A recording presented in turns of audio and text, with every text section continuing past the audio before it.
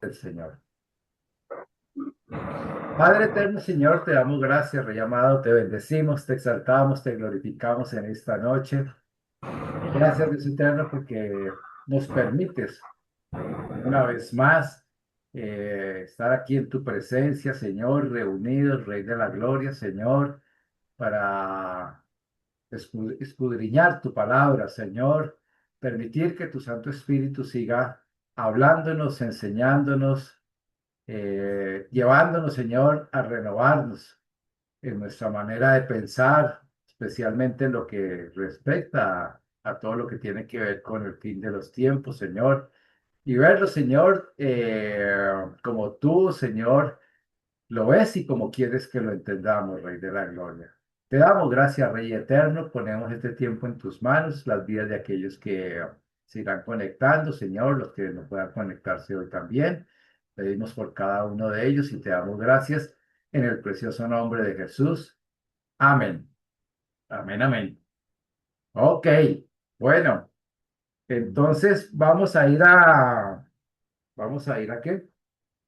A Apocalipsis. Al final quiero que comentemos una reflexión porque hoy terminamos Apocalipsis 20 y lo que sigue para mí es como, por decirlo así, es la cereza del Evangelio, ¿no? Los últimos dos capítulos. Me, me fascinan esos últimos dos capítulos de Apocalipsis. Bueno, todo el libro porque todavía hay mucho que estudiar, pero esos dos últimos capítulos tienen ese algo tan especial que el Señor nos dejó que vale la pena escudriñarlos muy bien. Entonces, me recuerdan, ¿quién llegó por aquí? Ah, Jackie, no te habíamos saludado. Mira, Jackie, buenas noches. Y Luz Angelita también por acá, saludamos. Buenas noches, pastor. Buenas noches para todos. Ah, Gracias. ok, eh, vamos entonces con Apocalipsis capítulo 20. Quedamos en el versículo, ¿cuál fue? ¿El 9, 10, 11? Si no estoy mal. Quedamos para empezar el 6. ¿El 6? Sí. Wow, yo pensé que habíamos adelantado más, 6. Bueno, entonces, bueno, habíamos hablado de que Lo que pasa es que hablamos, no adelantamos. Yo marqué hasta el 6. hasta el 6. Sí, sí, Bueno, señor. vamos a ver si alcanzamos a terminar hoy o si no, nos toca la reflexión en la próxima. Bueno, entonces, versículo 6, mm, versículo 6 del capítulo 20. Bueno, habíamos hablado en el 5, sí, que ese pero, los otros muertos, ese pero como tal, no aparece esa palabra Ujú. en el griego, ¿no? En Sí, el señor. original. Es decir, no dice los otros muertos, ¿no? Los otros muertos, si hablamos de 1 Corintios 15 allí, hablamos de la primera resurrección, que son todos los redimidos. Y entonces allí entramos a el versículo 6. ¿Quién quiere leer el versículo 6 de aquí de Apocalipsis 20? Yo te lo leo si quieres. Apocalipsis 26. Bienaventurado y santo el que tiene parte en la primera resurrección. La segunda muerte no tiene potestad sobre estos, sino que serán sacerdotes de Dios y de Cristo y reinarán con él 1000 años. Ok, sí. Entonces, bienaventurado. Sabemos que en la escritura bienaventurado siempre significa doblemente feliz, ¿no? Sí. Y dice, ¿por qué es bienaventurado? Es doblemente feliz aquí realmente en este texto. Dice que tienen parte en la primera resurrección. ¿Qué significa eso? Una es, o sea, es doblemente feliz. Una vez, porque estando nosotros en vida, sabemos que ya estamos resucitados juntamente con Cristo, espiritualmente, ¿no? Es decir, nuestra alma, nuestro ser espiritual ha sido redimido, no hay nada más que hacer ahí, ya esa redención está totalmente asegurada, ¿no? Pero dice bienaventurado que es doblemente feliz. ¿Por qué? Porque cuando habla aquí de la primera resurrección, entonces está hablando también de la transformación del cuerpo. Es decir, este cuerpo que se corrompe en el momento de, de morir, igualmente tiene la esperanza de ser un cuerpo totalmente restaurado. Entonces es doble felicidad para nosotros. Ya estamos disfrutando de lo primero. Falta, como dicen, la segunda parte, ¿no? Como en las películas, ¿no? Falta la segunda parte para terminar toda la historia, lo cual es muy bueno para nosotros. Si leemos Apocalipsis 20:14, nos adelantamos un poquito allí, dice, eh, y la muerte y el Hades fueron lanzados al lago de fuego, y esta es la muerte segunda. Esto es porque en el versículo 6 dice que la segunda muerte no tiene potestad o no tiene autoridad sobre estos, no tiene autoridad sobre estos. Es decir, la persona que se ha entregado a Cristo, la persona que ha creído en el Señor, que ha nacido de nuevo, es imposible que la segunda muerte, es decir, la condenación eterna, la segunda, tenga autoridad o pueda alcanzar a un hijo de Dios de alguna manera. Eso es imposible. Entonces, eso nos da una certeza, obviamente, presente, única, ¿no? Extraordinaria en nuestras vidas. Y dice allí que, al contrario de eso, de que no tiene, la muerte no tiene potestad, dice, sino que serán sacerdotes de Dios y de Cristo y reinarán con él 1000 años, reinarán con él 1000 años. Entonces, serán sacerdotes de Dios y de Cristo. Es decir, esto significa que tenemos libre acceso a la presencia de Dios el Padre como de Dios el Hijo. Y normalmente siempre pensamos, obviamente, porque es un solo Dios verdadero, uno sí, pero realmente tenemos acceso a ambos. Es un poco misterioso, pero fíjense que el pasaje los separa, ¿no? Porque dice serán sacerdotes de Dios y de Cristo. Y obviamente sabemos que Cristo es Dios, ¿no? Y reinarán con él 1000 años. Entonces, realmente es una relación de nosotros con el Señor, como nuestro Salvador, pero también con nuestro Padre celestial. Que cómo hacer eso y realmente, pues, dice la palabra de Dios, hay un pasaje que dice que ahora vemos en parte, pero cuando estemos allá en la presencia del Señor, ya todo lo veremos con claridad, como es. Entonces, eso realmente, la plenitud de esa relación solo la vamos a comprender cuando estemos allá, ¿no? Cómo es que siendo uno solo, nos dirigimos a ambos, ¿no? Y cumplimos un sacerdocio con ambos. Ahora, y dice que, porque dice que y reinarán con él 1000 años, pero recuerde que es el reino de Cristo aquí en la tierra. Es Cristo el que viene a reinar en los 1000 años y nosotros venimos a reinar juntamente con él.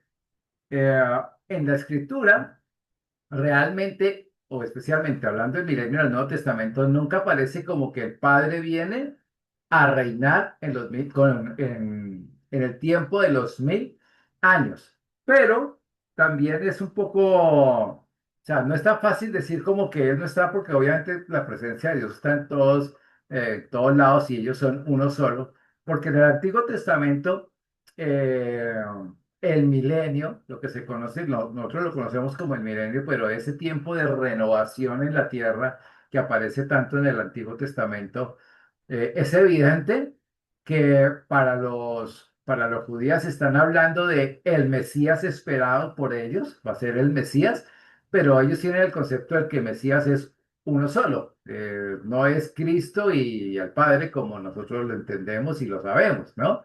Sino que para ellos es uno solo. Entonces, ya en los 1000 años como tal lo entenderán el pueblo judío, que realmente el que viene a reinar es Cristo, ¿no? Que es el Mesías que ellos esperan por primera vez, pero nosotros obviamente lo esperamos es por segunda vez. Ok, entonces vamos a repartirnos las citas que siguen allí. Apocalipsis 7 y 8. Apocalipsis, capítulo 20, ¿no? Versículos 7 y 8, ¿quién lo toma? Si Yo, quiere, yo lo. pastor. Blanquita. Blanca. Sí, Entonces, pastor. Olga, si me puedes ayudar con Juan 8:44, la segunda parte, la Sí, parte final. señor. Juan 8:44.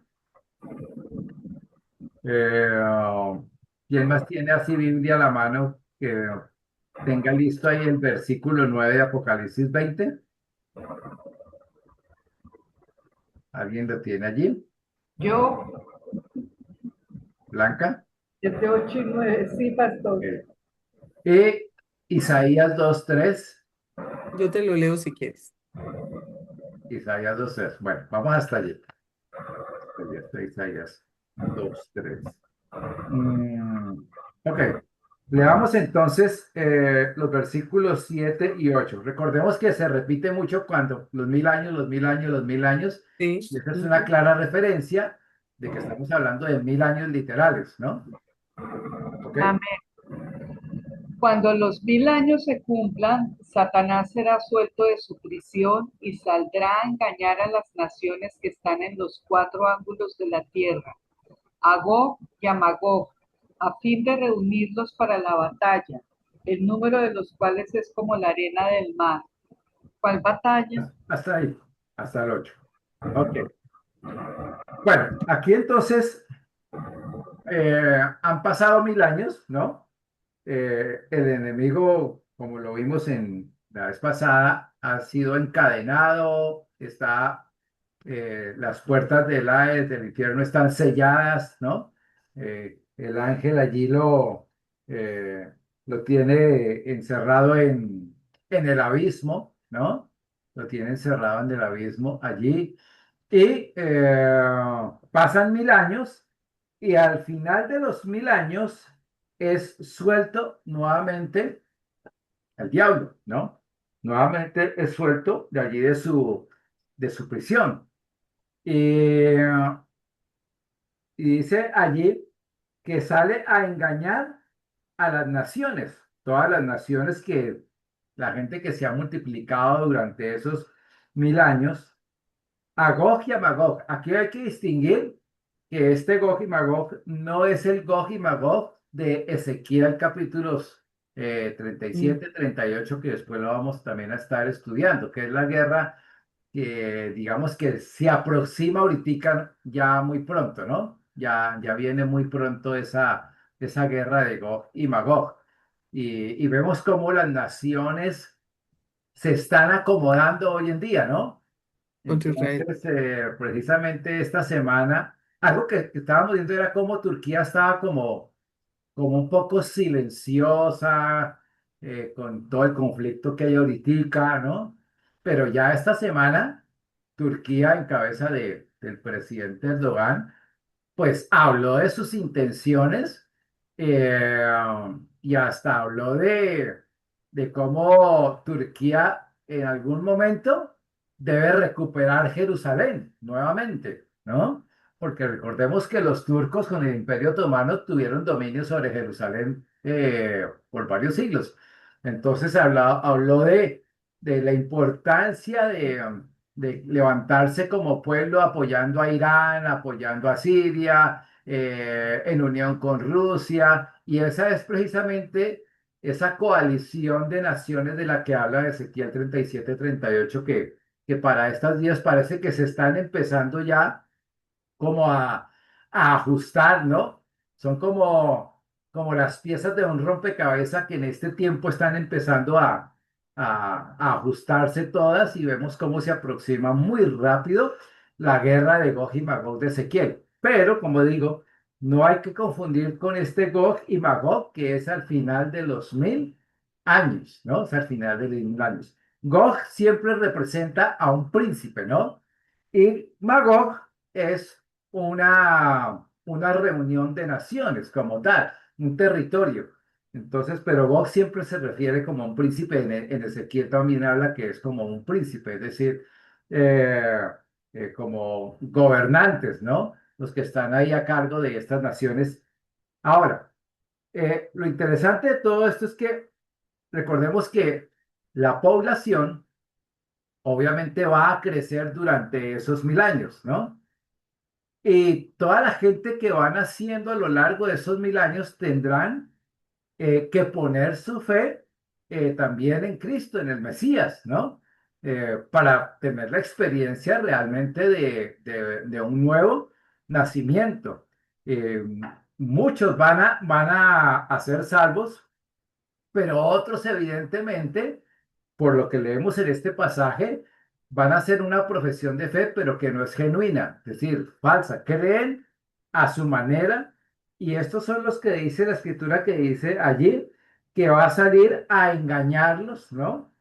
En los cuatro ángulos de la tierra, es decir, por toda la tierra el enemigo va a salir a engañarlos. Y uno dice, ¿cómo es posible que puedan ser engañados en qué? En ese entonces, cuando es un reinado perfecto, justicia perfecta, todo pues, mejor dicho, como la humanidad tanto lo ha deseado, pero es evidente que el corazón del ser humano, a menos que tenga una profesión de fe genuina, eh, puede ser engañado fácilmente por el enemigo. Así sucede hoy en día. Pues hay personas que dicen que creen en Cristo, pero realmente en su corazón no le han aceptado a Él como el Señor y Salvador de su vida. Es decir, no tienen la experiencia del nuevo nacimiento. Pues puede ser personas que van a la iglesia, cantan, hasta predican, es un ministerio, todo lo que queramos, pero en su corazón realmente no hay un encuentro todavía con Cristo. Entonces, igual va a pasar en el tiempo del milenio. Dice que van a salir a ser que engañados. Vamos a ver cómo es esto posible. Juan 8:44. Juan 8:44, la parte B. Hay dos puntos, pastor. No sé si es primero, después del primero o el segundo punto. La parte B del 8:44, al final. Por eso, bueno, yo voy a leer desde, ¿él ha sido homicida? Bueno, Él ha sido homicida desde el principio y no ha permanecido en la verdad porque no hay verdad en él. Cuando habla mentira, de suyo habla, porque es mentiroso y padre de mentira. ajá. Fíjate, dice que cuando habla mentira de suyo, Habla habla. Es decir, el diablo, el enemigo, parece que no puede hablar absolutamente nada de que no verdad. esté contaminado por el engaño. Ujú. Entonces, de por sí, todo lo que dice el diablo es engañoso. Y lo vemos en la tentación del Señor. ¿Recuerdan cómo quiso manipularlo en todas las tres tentaciones? Siempre había como ese ingrediente de engaño. Siempre estaba ese ingrediente de engaño muy sutil en medio de cada una de las tentaciones que tuvo con el Señor. Y termina diciendo el pasaje allí que Él es que Él es padre de mentira. Entonces, es padre de mentira porque su naturaleza como es de engañador, ¿no? Todo lo que él engendra es engaño, es mentira. Todo lo que él engendra es de engaño, es mentira. Bienvenida, Osi. Estás por ahí en el carro. Ok, entonces, siempre, siempre él habla a partir de su propia naturaleza. Fíjense que todo lo que el Señor habla, lo que Dios habla, todo es que, todo es verdad, porque esa es la naturaleza de Él. Pues de hecho Jesús dijo, yo soy el camino, ¿sí? La verdad, ¿no? Y la vida. La verdad es una persona. Él en sí mismo, él habla de Él siempre verdad porque es imposible que Él mienta, ¿no? Es su propia naturaleza. En Él nunca hay engaño, pero en cambio en el enemigo hay engaño todo el tiempo y es un experto absoluto en el engaño. Entonces, parece increíble que en el milenio al final, después de tanta gente de ver el testimonio, todo un reinado de justicia, ver al Señor mismo, todo eso, todavía la gente caiga en el engaño. Pero no es de extrañarnos, porque si Satanás tuvo la habilidad de engañar en el cielo donde todo era absoluta perfección, ¿no? Cuando no había ocurrido la caída ni nada de eso del enemigo, del lucero, como dicen en Isaías y en Ezequiel. Y logró engañar, ¿no? Logró engañar a tantos ángeles que son los que hoy conocemos como ¿qué? Como demonios. Bueno, es de extrañar que en el milenio también venga a engañar a muchos. Y no son pocos, porque dice que eran como la arena del mar, multitudes, millones, ¿no? Van a ser engañados. Tremendo, ¿no? Tremendo que logre engañar a tantas naciones, pero así va a ser, ¿no? Y tiene un propósito claro. Dice que es para qué. En el versículo 8 dice allí que es para reunirlos para la batalla. Reunirlos para la batalla. Entonces, fíjense que la intención del enemigo no cambia nunca, nunca cambia y es siempre buscando a ver si puede derrotar a Dios. A sabiendas de que no lo puede hacer, vuelve a realizar ese intento, porque ya habíamos visto en Apocalipsis 14, recuerdan, ¿sí? Y en la batalla, precisamente en el Armagedón, dice que reunió a todos estos ejércitos para ir a pelear contra el Cordero. Y aquí nuevamente dice que sale para reunirlos para la batalla, para irse en contra del Señor, para hacerle guerra al Señor. Esa es la naturaleza del enemigo, ¿no? No va a cambiar y siempre. ¿Sí? ¿Alguien iba a decir algo? Bueno, entonces es una naturaleza que no cambia como tal, ¿no? Entonces, allí vemos que realmente, en conclusión, que en el milenio va a haber millones de inconversos, gente que realmente no es convertida, gente que les parece todo muy bonito, disfrutan del milenio, de toda la justicia, de la prosperidad, de todo, ¿sí? Pero realmente no son convertidos. Ok, ahora sí vamos entonces con el versículo 9 de Apocalipsis 20. Dice, y subieron sobre la anchura de la tierra y rodearon el campamento de los santos y la ciudad amada. Y de Dios descendió fuego del cielo y los consumió. Ajá, ok, ahí está ejerciendo su propósito. Cuando dice la anchura, ¿sí? Dice ahí en el versículo que la anchura de la tierra, pues realmente se refiere a todo el planeta, es decir, todos los extremos de la tierra. El campamento, ¿sí? Es decir, los santos que están allí, la ciudad amada es Jerusalén. Jerusalén, ¿no? La Jerusalén. Esta no es la Mm. Jerusalén celestial, la que desciende, sino es la Jerusalén terrenal, donde se reconstruyó el templo y todo esto, ¿no? Entonces, que es donde está el centro de gobierno del gobierno milenial. Recuerden que el Señor va a ordenar que la gente vaya a adorar, ¿no? Que vayan a adorar allí a Jerusalén, todas las naciones. Vamos a leer allí Isaías 2:3. Isaías 2:3. Dice, y vendrán muchos pueblos y dirán, venid y subamos al monte de Jehová, a la casa del Dios de Jacob, y nos enseñará sus caminos y caminaremos por sus sendas, porque de Sión saldrá la ley y de Jerusalén la palabra de Jehová. Ajá, ok. Entonces, allí lo vemos, ¿no? Eh, el- ese gobierno, ¿no? Vemos ese gobierno del Señor, de allí sale la ley, Él les hablará la palabra, realmente es el centro de gobierno que hay en el milenio. Y aquí ya es el último juicio, ¿no? El último juicio, porque dice, y de Dios descendió, fíjense, de Dios descendió fuego del cielo y los consumió. Ya, va a ser algo fulminante, ¿no? Dios va a enviar fuego y en un instante va a acabar con el enemigo, pero con todos los millones de seres humanos que realmente no tenían una fe sincera. Todos ellos van a ser consumidos por el fuego de Dios en ese momento, ¿no? Y ahí ya es el final. ¿Y cuál es el final que sigue? Entonces, vamos a repartir las citas siguientes. Eh, ¿Quién toma el versículo 10? Yo, Ok, versículo 10, Mateo 25:41. Yo lo tomo si quieres. Ok. El versículo 11. Pues Blanquita lo tiene ahí al lado. Bueno. yo, Entonces Blanca lo sigue leyendo allí, versículo 11.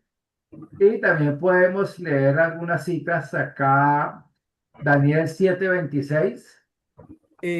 Yo lo tomo. Bueno, leamos allí Daniel 7:26. ¿no más? ¿No tienes más para leer? Sí, sí tengo más. Podemos ¿Me las leer puedes Juan dar? 5. ¿Las cuál? Si lo quieren anotar, Juan 5:22 al 27. Bueno, esa la leo yo. Juan Cinco. 5:22 al 27. Y Sí, también podemos leer Hechos 17:30 y 31. yo lo leo. Hechos 17 30 al 31. 31. Ok. Entonces vamos con el versículo ¿qué? 10. Y el diablo que los engañaba fue lanzado en el lago de fuego y azufre, donde estaban la bestia y el falso profeta, y serán atormentados día y noche por los siglos de los siglos. Ajá. Ok. Entonces, allí vemos que es el lugar que le corresponde al diablo, ¿no? Que ha sido preparado para el diablo y para todos sus ángeles. Leamos Mateo 25:41. Allí el Señor lo dijo, ¿no? Dice, entonces dirá también a los de la izquierda, apartados de mí, malditos al fuego, apartados de mí, malditos, al fuego eterno preparado para el diablo y sus ángeles. Ajá. Entonces ahí vemos en el juicio de las naciones, cuando comienza el milenio, el Señor está diciendo apartados de mí, pero dice que ese lugar fue preparado ¿para quién? Para el diablo y sus Ángeles. ángeles. Realmente eh, el lago de fuego, azufre, el infierno nunca fue creado para el ser humano, ¿no? Ujú, El ser ujú, humano va a parar allá por su propia decisión, ¿no? Al no aceptar la oferta de redención, de amor de parte de Dios, pues toma su propia decisión de irse ¿a qué? A la condenación eterna. Y de hecho, de una manera muy literal lo dice. ¿Recuerdan cuando Judas eh, se ahorcó? ¿Sí? sí, señor. Pedro hablando de él dice que se fue a su lugar, ¿no? Es decir, se fue a su lugar, a su condenación, ¿no? Al lugar que le correspondía, a su condenación. ¿Por quién? Por decisión de él. Lo interesante de esto es que cuando veamos ahorita el juicio, todo esto, todos los que están condenados allí nunca podrán decir que cuando se descubra toda la maldad de su corazón, todas sus obras, todo, nunca podrán decir delante de Dios que por qué los manda a ese lugar. Eh, Porque se van a dar cuenta que fue la decisión de ellos de irse allá. Fue la decisión de ellos, porque el Señor los va a juzgar según sus obras, ¿no? Pero el lugar de condenación como tal es una decisión de cada persona. Pero cada persona en vida aquí decide si va a pasar su eternidad con el Señor del cielo o si la va a pasar en el infierno, ¿no? En el lugar de tormento. Esa es la decisión que cada quien va tomando en Ujú, este tiempo en vida, ¿ok? así es. Y eso es tormento eterno, porque dice que serán atormentados, ¿qué? Día y noche por los siglos de Lo Los sigo. siglos, siglos. por los siglos de los siglos. Aquí hay que entender algo, aunque dice día y noche, es porque Juan está entendiendo en términos de tiempo. Y en términos de tiempo es como, ¿cuándo va a acabar esto? ¿Será que mañana? ¿Será que mañana ya vamos a salir? ¿Ya va a pasar esto? ¿Ya va a pasar esto? En términos de tiempo. Pero dice allí día y noche, pero sabemos que realmente el lugar de tormento es un lugar de oscuridad, ¿no? De tinieblas. Allá no hay luz, allá no hay día. Allá todo es oscuridad, tinieblas, eternamente, ¿no? Pero en el sentido en que lo expresa Juan, allí dice atormentados día y noche, dando a entender cronológicamente que pasan los días y pasan los días, y es como cuando uno a veces tiene una dificultad y dice uno, "¿Y pero cuándo será el día que se acabe esto, ¿no? Como que se le hace, como que se le alarga a uno y parece una eternidad para a veces salir de algún problema, ¿no? Se le hace a uno como algo eterno. Pero entonces Ujú. imagínense que allá sí es totalmente eterno, ¿no? No es como ahorita en este tiempo, una dificultad. Ok, ahí estábamos en el versículo, ¿qué? 10. Vamos al versículo 11. Versículo 11. Y vi un gran trono blanco y al que estaba sentado en él, de delante del cual huyeron la tierra y el cielo, y ningún lugar se encontró para ellos. Ujú. Ok, aquí vemos una manifestación de qué? De la majestad divina, ¿no? De la majestad del Señor. Es una manifestación de su pureza, su santidad, su justicia perfecta.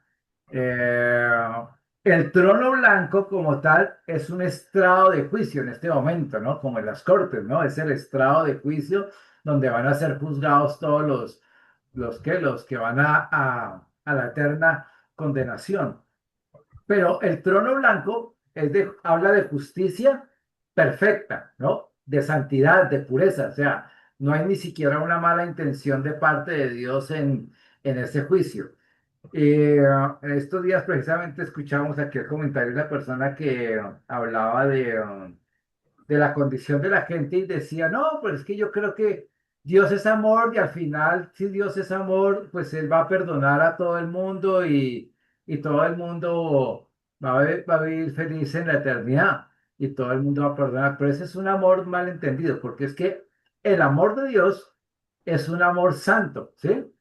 Y así como Dios tiene un amor santo, también tiene una justicia que surge de su propia santidad. Son las dos caras de la moneda. Hay un amor que expresa gracia, misericordia desde su santidad y hay una justicia también que se expresa, ¿sí? Desde su santidad, una justicia perfecta. Dice la palabra que Él no tendrá por inocente al malvado.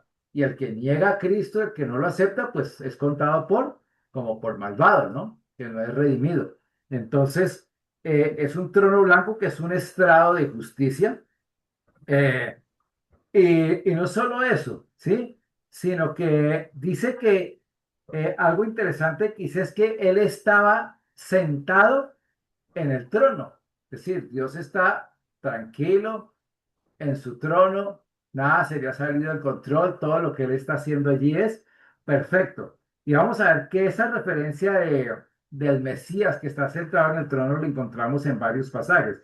Vamos a leer Daniel 7:26. Dice, pero se sentará el juez y le quitarán su dominio para que sea destruido y arruinado hasta el fin. Ajá. Allí se sentará juez, se refiere a una referencia del Señor, ¿no? Mm. Proféticamente en Daniel, pero dice que está sentado. Leamos Juan 5:22 al 27. Dice,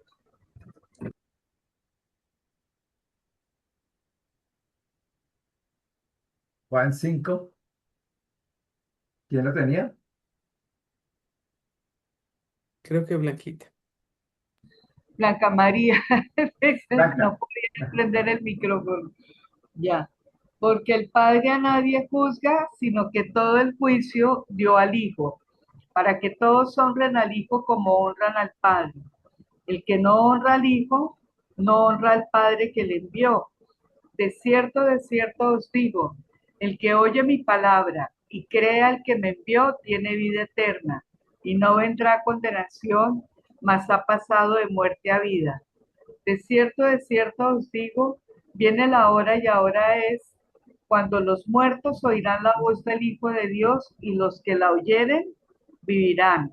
Porque como el Padre tiene vida en sí mismo, así también ha dado al Hijo el tener vida en sí mismo.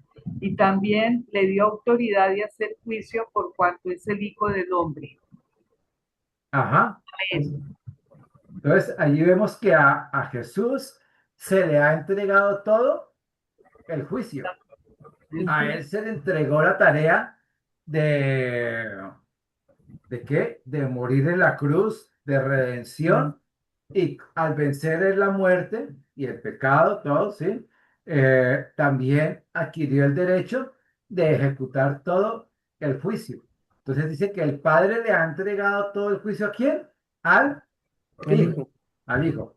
Y esa es una figura interesante porque la encontramos en Reyes y en Segunda de Samuel, bueno, más en Reyes, ¿no? Eh, y vemos que David perdió muchas guerras y todo eso, ¿no? Pero había que juzgar la casa de Saúl, ¿recuerdan? Toda la Sí, casa de Saúl, los descendientes debían ser juzgados y entonces esa parte no la hizo David. David era el padre de Salomón. Y sí, entonces, Salomón, cuando comienza su reinado, ¿no? Cuando Salomón comienza su reinado, uno de los profetas le dice que a él se le ha entregado todo el juicio, como hijo, se le ha entregado el juicio. Y Salomón manda a buscar a la descendencia de Saúl, a todos, y finalmente termina acabando con toda la casa de Y la Saúl, brisa. excepto con Mefiboset, ¿no? Ese- y ejecuta todo el juicio que no pudo ejecutar o no se le dio la autoridad de ejecutarlo a David, a pesar de que él libró muchas batallas, pero él no ejecutó el juicio sobre toda esa descendencia, sino que tuvo que hacerlo Salomón como hijo. Y ahí hay cosas bien, un tanto difíciles de entender. Ustedes recuerdan que la primera hija de de Saúl, Saúl, que era Merab. Mical. Mical, no, Finalmente, Merab fue la primera. Merab. Ajá. Mical fue la que La finalmente se quedó segunda. como Ujú. esposa primero de David, pero Merab era la que por derecho, que era mayor, era la que debería ser entregada a David como esposa. No fue así por los intereses, así como dicen, políticos de Saúl, y ahí es donde vemos los problemas de cuando la política entra en los asuntos del reino, y entonces él prefirió dejar a Merab y se la entregó a Adriel, que era uno de los valientes de Saúl, ¿no? Adriel. Y ella tuvo 5 hijos con Adriel. Cuando viene el juicio de Salomón, y finalmente pues ella no tenía culpa, sí, pero Adriel muere y cuando viene el juicio de Salomón, va y toma los 5 hijos de Merab.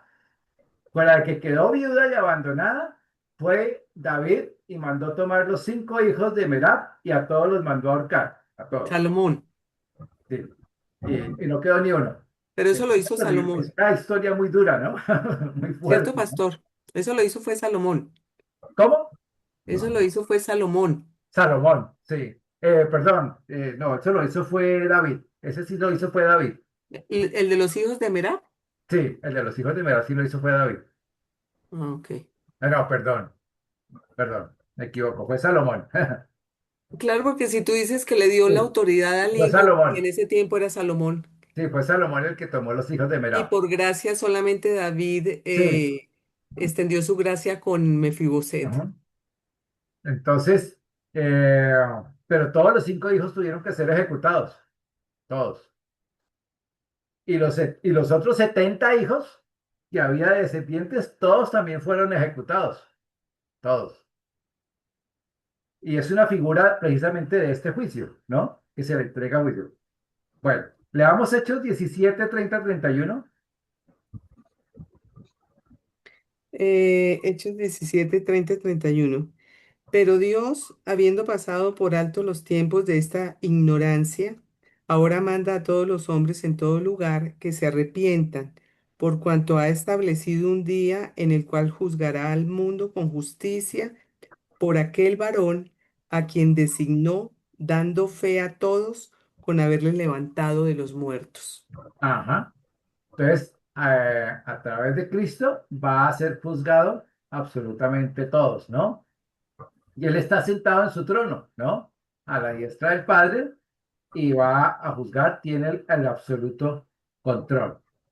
Dice que Ahora, no solo viene ese juicio sobre todas las personas, sino que dice que delante de él huyeron la tierra y el cielo, y en ningún lugar se encontró para ellos. ¿Qué significa eso?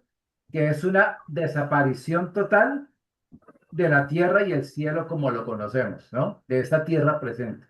Va a ser totalmente evaporada, ¿no? La va a desaparecer Dios mismo. No va a quedar ni siquiera el recuerdo, ¿no? De lo que fue la tierra. Entonces, ese es el final, ¿no? Pues todo eso al final del milenio, ¿ok? Bueno, ahora fíjense que está allí, pero es como si se retrocediera. Pero vamos a leer el versículo, voy a repartir. Entonces, alguien que tome el versículo 12. Yo, Ujú. yo lo Eh, leo. sí, si lo quieres leer, por favor. Y vi a los muertos grandes y pequeños de pie ante Dios, y los libros fueron abiertos, y el otro libro fue abierto, el cual es el libro de la vida, y fueron juzgados los muertos por las cosas que estaban escritas en los libros, según sus obras. Ajá. Ok. Entonces, aquí hay varias cosas. Dice que vio a los muertos. Ese vi se repite 7 veces, ¿sí? En el capítulo 19 de Apocalipsis. Y habla como de una cronología perfecta, ¿sí? De, de todo lo que va a ser el juicio, ¿no? En Apocalipsis 19 se repite 7 veces esa expresión y vi, como dicen, y vi una tras otro, tras otro, tras otro, tras otro, así, las cosas que van a suceder. Estos muertos son los que obviamente no tienen parte en la primera resurrección, ¿no? Son personas que no han sido, que no son redimidas ya, son todos los injustos, allí van a estar todos los que tienen la marca de la bestia, todos van a estar allí, ¿no? También dice que había grandes y pequeños, es decir, el juicio del trono blanco no hace diferencia de categorías sociales, ni académicas, ni de logros, ni importante que haya sido ni aplaudida una persona, ¿no? Todo eso no tiene nada que ver con el juicio con el juicio de Dios, ¿no? Entonces, por muy importante que sea la persona, tendrá que enfrentar el juicio del Señor y por muy, ¿cómo diríamos? Todo lo contrario importante, sino por tal vez una persona muy eh, eh, insignificante, por decirlo así, ¿no? En lo que fue aquí en la vida temporal en la tierra, ¿sí? Aún así tendrá también que enfrentar el juicio eterno, ¿no? El juicio del Señor tendrá que enfrentarlo exactamente de la misma manera porque no hay diferencia entre rico, pobre, eh, el que ha sido ilustrado, el que no tuvo oportunidades o no, nunca estudió, lo que sea. Ahí no hay diferencia porque ahí lo que se está juzgando es el corazón, la vida de la persona, si aceptó o no aceptó a Cristo. Y al rechazarlo, pues son juzgados por sus obras. Ahora, dice que estaban ¿qué? De pie ante Dios, de pie ante Dios. Es interesante porque en Filipenses dice que delante de él se doblará toda Rodilla. rodilla, ¿no? Pero acá dice que están de pie ante Dios. Entonces, yo lo que veo es que lo que enseña Pablo en Filipenses, que delante de él se doblará toda rodilla, yo creo que en el momento en que Dios descubre y les deja ver toda la maldad del corazón, están de rodillas y están haciendo ¿qué? Están pidiendo misericordia, ¿no? Están pidiendo misericordia, clamando por misericordia. Claro, ya es tarde porque ya no hay lugar para la misericordia ahí, pero están pidiendo misericordia como tal. Pero en el momento en que Dios le va a decir a cada uno, uno por uno, cuál es eh, el veredicto de condenación, es como le va a decir, bueno, Pedro, en pie, póngase en pie. ¿Sí? Y su condenación es esta, así, al lago de fuego. ¿Ah? No es que me dio risa como hiciste tú, pasaste el dedo por el cuello. Le va pasando así, el que sigue, ¿no? El que sigue, el que sigue. Pero pienso que es un momento donde están llorando, clamando misericordia y todo eso, pero no hay lugar para misericordia, sino al contrario, párese y como dicen, míreme a los ojos, ¿sí? Y escuche su sentencia, como en una corte, ¿no? Cuando le dicen Sí, el acusado, póngase en pie y le leen el veredicto, ¿no? Que haya tomado eh, en un juicio, ¿no? En una corte acá. Le leen el juicio y tantos años de cárcel o lo que sea, ¿no? Así va a suceder allí de la misma, de la misma manera. Ahora, todos estos van a ser juzgados porque dice el versículo, leíamos en el versículo 12, que los libros fueron abiertos, ¿no? En esos libros está todo el registro absolutamente de todas sus vidas, todo lo que hicieron, malo, bueno, todo, todo, absolutamente todo, desde pensamientos, todo, todo, todo, todo lo que hicieron, y allí se va a hablar y Dios mismo le va a decir, mire, esta es su vida, ¿no? En un instante le pasa toda su vida, así como dice, como lo vemos en las películas, ¿cómo se declara? ¿Inocente o culpable? Ahí no hay nada que hacer, culpable, ¿sí? Es decir, reconozco mi culpabilidad delante de Dios. Entonces no hay nada que hacer allí. Culpabilidad completa, grande, sí que, perdón, de pie ante Dios. Estaba ahí retrocediendo, ¿sí? Y dice que también dice que se abrió otro libro y otro libro fue abierto, el cual es el libro de la vida. Otro libro abierto que es el libro de la vida. ¿Qué significa este libro de la vida? El libro de la vida es donde están escritos los nombres de aquellos que han sido redimidos. Aquí voy a decir algo. Este libro de la vida aparece en Apocalipsis 3:5, 13:8, 17:8, 21:27.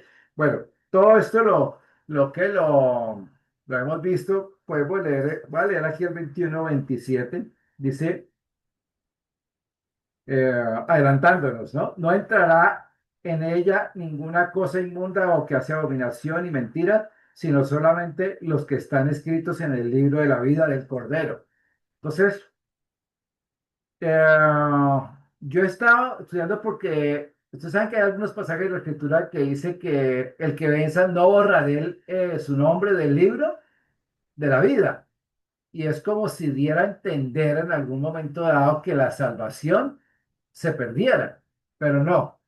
Cuando dice que no borraré el libro, su nombre del libro de la vida, es que Dios está dando por sentado que la persona que aceptó a Cristo, su nombre es imborrable, queda allí.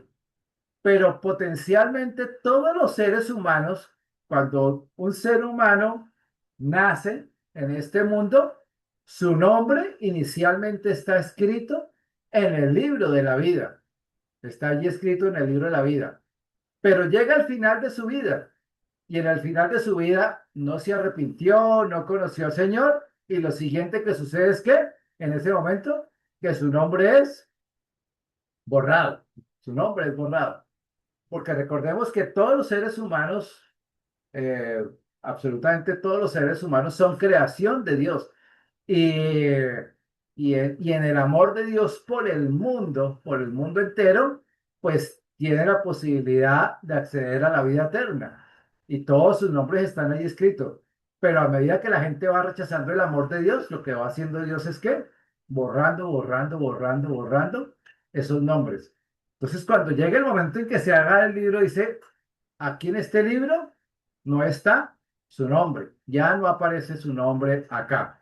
Total que no puede entrar eh, a la vida eterna, no tiene derecho ni a la misericordia, ni a nada, ni a Pero, la comunión con Dios y queda totalmente descalificada la persona. ¿Ok? perdón, pastor, yo tengo una pregunta. O sea, si Sí, entendí bien lo que acabas de decir, un ejemplo, la persona está escrita en el libro de la vida y con el tiempo, ¿no me oyes? sí, sí, después es que está bajito el volumen, no sé por qué, entonces por eso me acerco aquí al computador. Es que te veo debajo del computador. Espérate, le doy más volumen. No, Ahí le pero es di más. acá. No sé, Ah, es pensé que era acá. el mío. El No, mío no, está no, es bien de acá. volumen. Es acá. Ah, bueno. Entonces mi pregunta es, si tú dices, según lo que estoy entendiendo, que la persona está inscrita en el libro de la vida, pero con el tiempo la persona, digamos que se salió de la carrera de la fe y se devolvió al mundo. Y Dios borra el nombre de esa persona del libro de la vida. ¿Sí? Es ¿Hasta ahí decir, hasta ahí ¿borra voy el bien? nombre de quién? ¿Perdón? ¿Borra el nombre de quién? De la persona que realmente nunca se arrepintió. ¿Sí? Pero es que mi pregunta va ahí. Mi pregunta es, entonces, ¿dónde está la omnisciencia de Dios? ¿Dónde está qué? La omnisciencia. O sea, Dios desde el principio sabe quién es Ah, convertido sí, y quién claro, no. claro. O sea, Él desde el principio lo sabe porque Él es Dios. Y esa es su omnisciencia. Sí, Yo no puedo claro. engañarlo. Yo me puedo Perfecto. engañar a mí misma, pero no a Dios. Claro. Dios sabe, ¿Quién obviamente, es quién? finalmente, quiénes van a quedar en el libro de la vida, ¿no? Exactamente. Pero cuando llegue el momento, Dios les va a decir, mire, su nombre estaba escrito, ¿sí? Y tuviste la oportunidad de arrepentirte, ¿sí? De cambiar tu camino, de arrepentirte, de caminar conmigo y no quisiste. Como tu decisión fue no, tu nombre fue borrado, ¿no? Ya no apareces en el libro de la vida. Es el libro de la vida, es decir, Ah, escogiste ok, tu norte. es más una explicación para el personaje, más no porque un ejemplo lo haya cogido a él de sorpresa Ah, sí, esa claro, no a Dios. situación, sino es una explicación que él le da a la persona. Entonces, ¿qué Si pasa? us- Realmente lo que sucede es que la persona eh, no va a poder reclamarle a Dios Ajá, que no tuvo oportunidad, ¿sí? sí, sí. Porque tuvo oportunidad a lo largo de toda su vida, ¿sí? Pero no quiso, finalmente no tomó la oportunidad y la única opción que quedó fue borrarlo del libro de la vida. Entonces, no puede acusar a Dios de que fue injusto.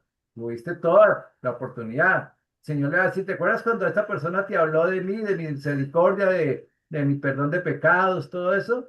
Ay, sí, pero es que nada de peros, ¿sí? Dijiste que no quisiste. Y aún así te di tiempo de vida para ver si te arrepentías y llegó al final de tu vida y no quisiste. Entonces, chum, tu nombre queda borrado, ¿no? Pero es que ni siquiera el nombre debería haber estado escrito. Pero Escrito. ese es la justicia perfecta de Dios, ¿no? Que no le van a poder señalar a Dios y decir, es que tú a mí no me diste la oportunidad. Sí, tuviste la oportunidad, ¿no? Ok. ¿Ok? Blanca. Sí, pastor, es que lo que yo he aprendido en el transcurso de la vida, porque pues dentro de las cosas que el Señor me ha llevado a hacer es ministrar pacientes terminales hasta el momento del deceso. Dios espera hasta El último último momento minuto. a Ujú, que la persona se arrepienta. Él sabe sí. que la persona se va a condenar, pero él anhela en su corazón que esa alma no se pierda, El porque él es problema. Dios de misericordia y de nuevas oportunidades. Si las personas se arrepienten, vuelve que puede que la sane o simplemente se la lleve, pero Ah, se va sí. su alma salva. Él espera hasta el último momento. Sí, claro. Dios da espera, Dios es paciente con las personas hasta el último momento. Yo he conocido personas que del último momento hasta el último momento no, y no quiero, y pues se van sin Cristo, ¿no? Se van a una condenación eterna. Y hay otros que, como el que estuvo al lado de la cruz con el Señor, ¿no? En el último momento aceptan a Cristo en su vida, como reconocen que Él es el Salvador y lo aceptan y como dicen, bueno, en el último campanazo se salvaron, ¿no? Pero eso realmente solo lo sabe Dios y la persona, ¿no? Quien realmente toma una decisión a lo último de su vida, pero yo sí he visto personas llegar al final de su vida y no querer nada, no querer nada. Y pues no hay nada que hacer ahí, ¿no?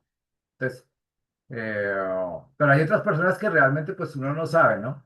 Si tomaría la decisión o no, eso queda entre Dios y cada persona realmente, ¿no? Pero la misericordia de Dios es, o sea, es que para Dios esperar a una persona 50, 80, 90, 100 años, si fue el caso, pues realmente eso no es nada, ¿sí?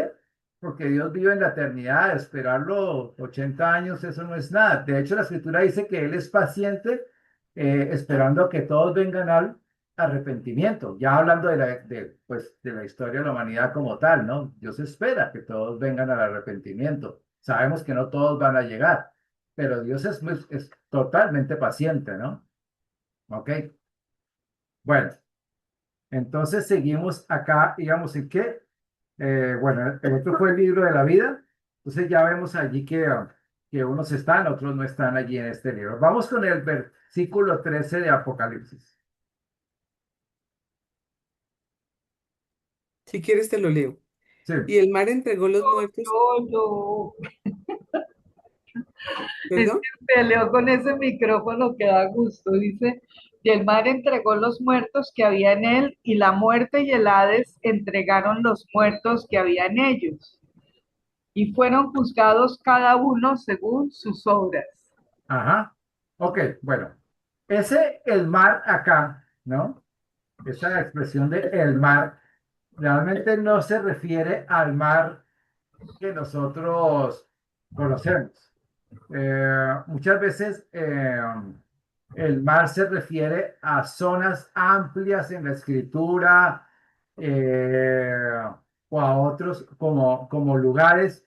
Y lo único que podemos sugerir aquí realmente es que es una representación de aquellas personas que murieron y que en un sentido no fueron enterradas. O sea, personas que desaparecieron, personas que nunca fueron enterradas, personas que en guerras, tantos desaparecidos que hay, ¿no?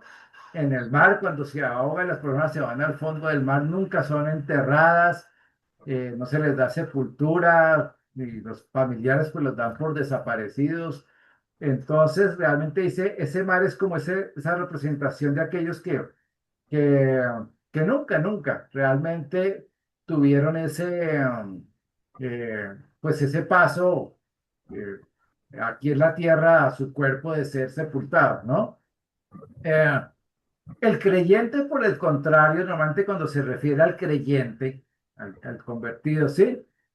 Siempre dice que descansa en el Señor, en la hora de su muerte, mientras que cuando se habla en la escritura del inconverso, dice que murió o falleció, pero cuando habla de los cristianos, dice los que descansan en el Señor, ¿no? Ya descansan en el Señor. Eh, Obviamente eso es una expresión que la usa más Dios y no es que la usemos tanto nosotros, ¿no? No es una expresión que la usemos nosotros. Pero realmente más que todo se refiere, todo parece referirse más a esa situación, ¿no? De aquellos que nunca recibieron sepultura ni nada de esto, ¿ok? No sé si hay Ah, una pregunta allí. pastor, sí, yo tengo una pregunta, Sí. por ejemplo, las personas que creman, por ejemplo, mi papá y mi mamá fueron cremados. Entonces, ¿qué pasa con esas personas? Y los dos amaban al Señor. No, no pasa nada, no pasa nada porque la cremación, realmente el cuerpo, como tal, el cuerpo, o sea, que se sepulte, se cree, es un cuerpo que se descompone, se acaba, ¿no? Totalmente. Cuando venga la primera resurrección, el Señor nos va a dar un cuerpo totalmente nuevo, un cuerpo totalmente glorificado, pero no tiene nada que ver. La única referencia que algunos teólogos discuten allí, que no se deben cremar a las personas, es porque no recuerdo si fue en el libro de Amós, cuando el Señor condenó el hecho de haber quemado los huesos del rey sobre los muros de la ciudad, ¿no? Mm, y obviamente eso no se debía hacer, ¿no? En la ley ordenaba era que fueran sepultados pero fueron quemados el cuerpo de los reyes, los quemaban en los muros de la ciudad, pero no era en sí la cremación, sino lo que Dios estaba juzgando era la humillación, ¿sí? De que vieran cómo quemaban a su rey, ¿sí? Ah, Todos los enemigos, era la humillación de cremar a, a esa persona y Dios no permitía eso, ¿no? Eh, sí, entonces se refiere más a esa actitud, pero hoy no es un asunto de humillación, es un asunto eh, de necesidad, de higiene, porque no hay espacio, ¿no? Se necesita. Es que una cosa es el mundo de aquella época donde había, se dice que tal vez no alcanzaba a, o sea, a los 2,5 millones de personas, y hoy estamos hablando de 8,000 millones, ¿no? Son dos situaciones muy diferentes, ¿no? Eh, Fíjense también que cuando Dios directamente quería humillar a una persona aún en su muerte, lo hizo, por ejemplo, como el caso de Jezabel, ¿no? Que dice que los perros se comieron sus carnes, ¿no? O cuando dejaban que los cuerpos se los comieran los buitres en el campo. Esa era otra forma de ser humillado, se consideraba una humillación. Pero realmente lo de hoy no se hace por humillar a una persona, ni mucho menos, ¿no? Sino ya es un asunto de higiene, las condiciones de vida hoy son muy diferentes, ¿no? ¿Ok? Entonces no hay problema con que crememos a un ser querido, a un cristiano, porque pues el Señor va a darnos un cuerpo nuevo a todos. ¿Ok? gracias. Gracias, Pastor. Eh, Vamos con el versículo 14. Versículo 14 de Apocalipsis. Y la muerte y el Hades fueron lanzados al lago de fuego. Esta es la muerte segunda. Ok, antes, Osiris, ¿tenías una pregunta? Sí, sí, pastor. Pero bueno, no sé si me espero a que termine y le pregunto. No te escucho casi. Ah, espérame. O espero a que termine y le pregunto o le pregunto de una vez. Bueno, si quieres al final, ya no nos faltan sino 2 versículos aquí para terminar. ¿Ok? Ah, ok, listo, bueno, Bueno, entonces, señor. la muerte y el Hades, versículo 14 dice allí, fueron lanzados al lago de fuego y esta es la muerte segunda, Segunda. ¿no? Vamos a leer 1 Corintios 15:26. ¿Quién lo tiene allí? 1 Corintios 15:26. Un Yo le versículo busco. clásico del apóstol Pablo. 1 Corintios 15. 26, 15, 26. Aquí está. Y el postrer enemigo que será destruido es la muerte. Ajá. ¿El qué? Y el postrer enemigo que será destruido es la muerte. La muerte. Ok. O sea, aquí el audio está como regular el audio y no sé por qué. Entonces, allí Pablo lo dice, el último enemigo en de ser destruido en Es la ese muerte. momento va a ser la muerte, ¿no? La muerte ha sido el azote para toda la humanidad, ¿no? La paga del pecado es muerte, dice la escritura, y es muerte física y muerte espiritual, ¿no? En ambos sentidos, ¿no? Eh, pero dice acá que al final que tanto la muerte y el Hades, es decir, esa condición de muerte eterna, eh, el Hades, que es el mismo infierno, ¿sí? Son lanzados al lago de fuego. Y esa es la muerte segunda. O sea, todos los que están en tormento ahorita van a ser juntamente con el infierno lanzados al lago de fuego. Entonces, eso va a ser horrible, ¿no? Ya de por sí que el infierno es horrible, no nos imagina cómo va a ser eso, ¿no? En el lago de Sí. fuego eternamente. Todo allí. Y terminamos con el versículo 15, allí. Y el que no se halló inscrito en el libro de la vida fue lanzado al lago de fuego. Ajá. Ya, pues el que no se haya escrito en el libro de la vida es como una repetición, pero si nosotros leemos Juan 3:16, ¿no? Juan 3:16 Creo que ya todos nos lo sabemos de memoria, ¿sí o De no? tal manera amó Pero lo Dios al vamos a mundo. leer, por favor. ¿Quién lo lee? ¿Olguita? Bueno, dice, porque de tal manera amó Dios al mundo que ha dado a su Hijo unigénito para que todo aquel que en él cree no se pierda, mas tenga vida eterna. Ajá, fíjese, no sé qué, No se se pierda. pierda, no se pierda. Y ese no se pierda es que sea lanzado al lago De fuego. de El fuego, fuego.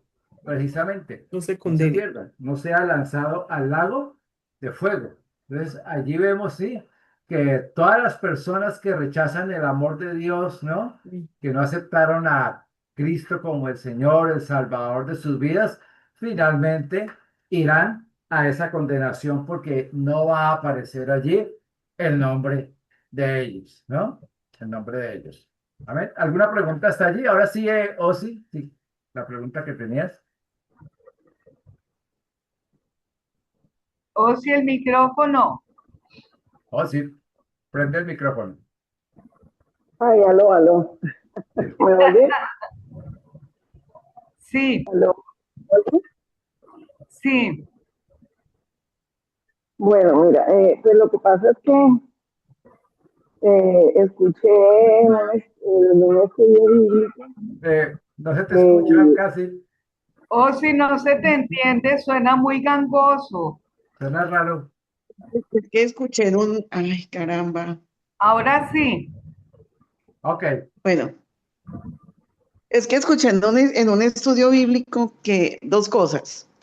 Uno, que el Señor Jesucristo no iba a venir a la tierra, o sea, cuando dice que muchos dicen que la segunda venida del Señor, que Él no va a venir físicamente aquí a la tierra, que Él va a venir en espíritu, pero que Él va a enviar un ángel y como lo que pasó con Juan, que va a enviar un ángel y le va a asignar un ángel que venga ¿cómo se llama?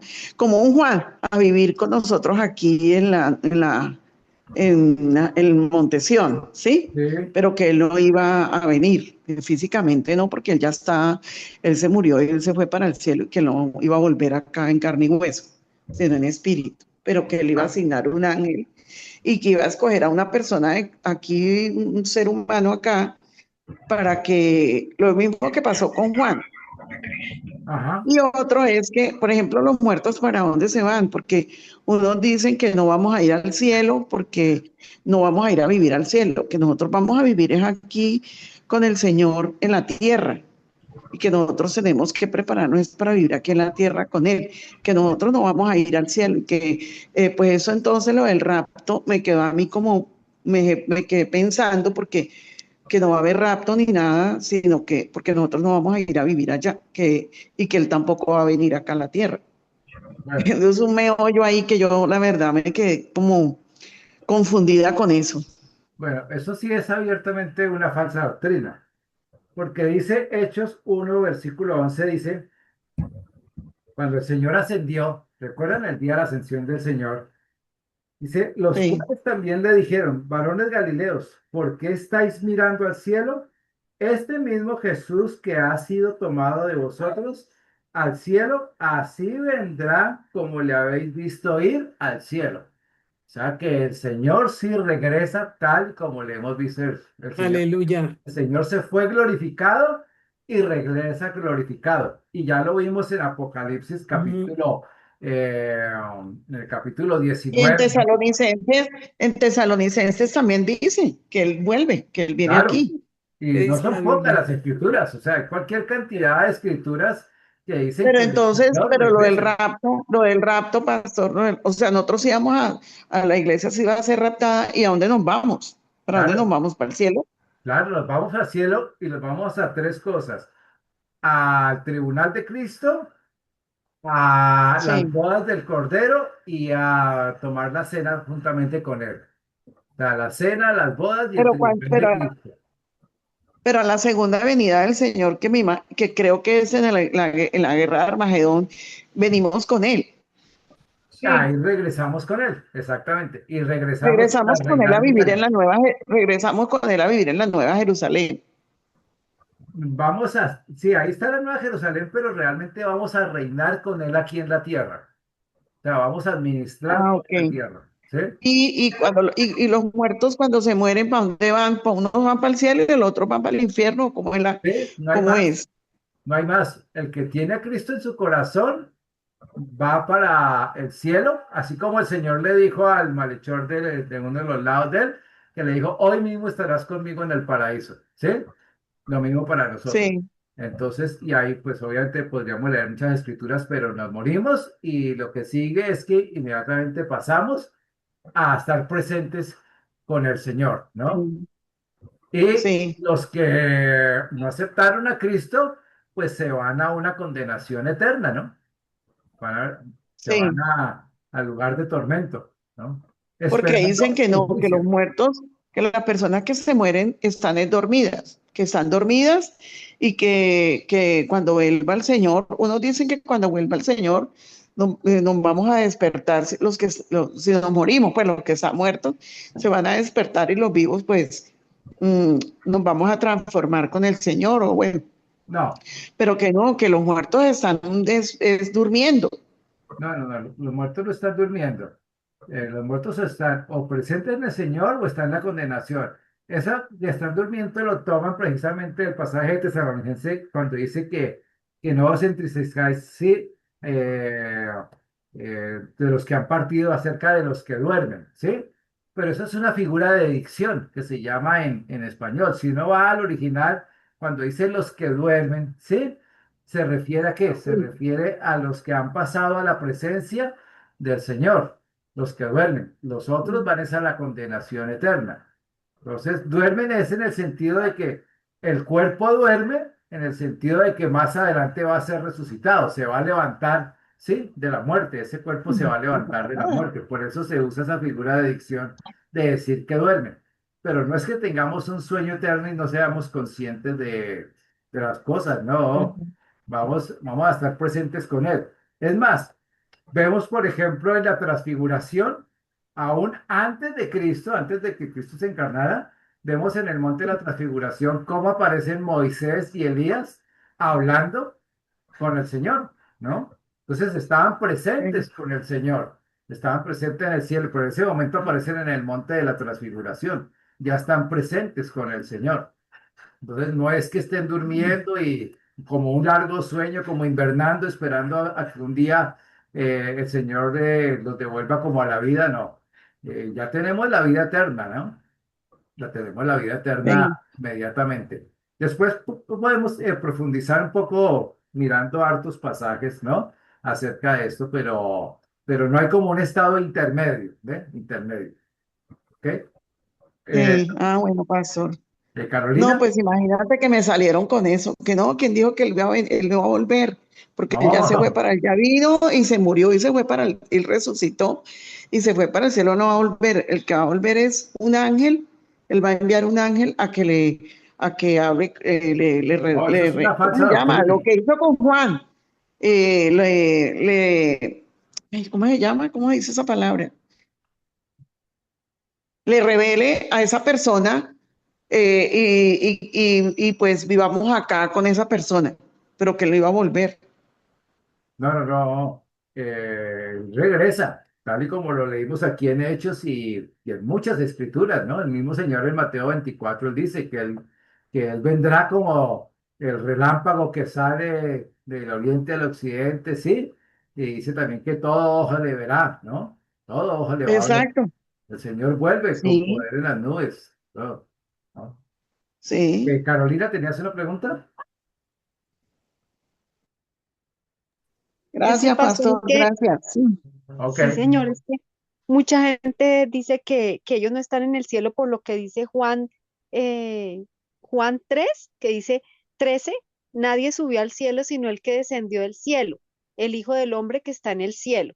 Por eso es que muchas veces dicen que ellos no es que estén en el cielo, sino en el paraíso. Entonces, pues, por ese versículo que dice, nadie subió al cielo sino el que descendió del cielo, el Hijo del Hombre que está en el cielo. Sí. Entonces, no sé cómo será. Ahí se refiere, bueno, es que ahí tendríamos que profundizar. Ahí se refiere realmente al Señor, dice que nadie, ¿sí?, subió al cielo porque realmente antes de Cristo, antes de la muerte y la resurrección del Señor, nadie había ido al cielo.